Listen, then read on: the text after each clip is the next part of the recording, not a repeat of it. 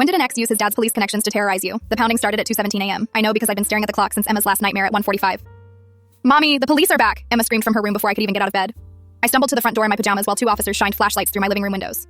A third officer was already at my back door. I could see his silhouette through the kitchen curtains. Ma'am, we need to make visual confirmation of your child, the officer at my front door said through the glass. We received a call about a child in distress. I opened the door with Emma clinging to my leg, sobbing so hard she was hiccuping. She was wearing her favorite unicorn pajamas, the ones she'd picked out for her 4th birthday last month. Now they were soaked with tears and snot. This is the 3rd time this week, I said. My daughter was sleeping. You can see she's fine. And the officer shifted his weight and wouldn't meet my eyes.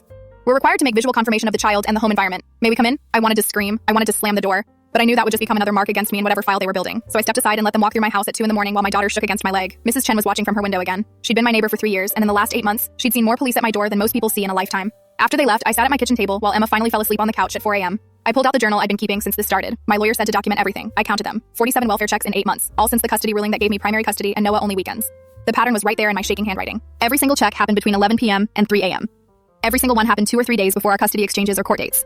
The first few had been subtle. Concerned neighbor heard crying. Then they escalated. Mother seemed disoriented when answering door. Child appeared distressed. Home seemed in disarray. Each report added to an official record. Each middle-of-the-night visit became another piece of evidence that I was unstable. An anxious mother who couldn't properly care for her child. Friday morning, I dropped Emma at preschool. She wouldn't let go of my hand at first. Mommy has to go to work, baby. Will the police come to school? Her teacher pulled me aside while Emma joined circle time. She asked if police come to everyone's house at night. Hillary, what's going on? My phone rang before I could answer. It was my family lawyer. Hillary, they filed an emergency custody modification motion. And based on what? Multiple police welfare checks indicating mental instability and potential child endangerment. They're saying you've had almost 50 police visits in 8 months. My stomach dropped. Those weren't real calls. Noah's been calling them in. Can you prove that? I thought about our last custody exchange. Noah had leaned in close while Emma was getting in my car. His breath smelled like the expensive whiskey his father always kept in his office. My dad knows every cop in this city, he'd whispered. You'll regret leaving me. You'll regret taking my daughter. I'll make you look so crazy that no judge will ever let you near her again. I thought it was just another empty threat. Noah had made a lot of threats during our divorce, but his father had just been promoted to deputy chief 3 months before our custody ruling. The timing of the welfare check suddenly made perfect sense. Noah was building a case, using his father's badge to document my instability, making me look crazy by having police show up at my door in the middle of the night, knowing I'd be exhausted, emotional, answering the door in pajamas with a crying child. And the worst part? By reporting the harassment, by telling people the police kept coming, by getting upset about it, I was playing right into his hands.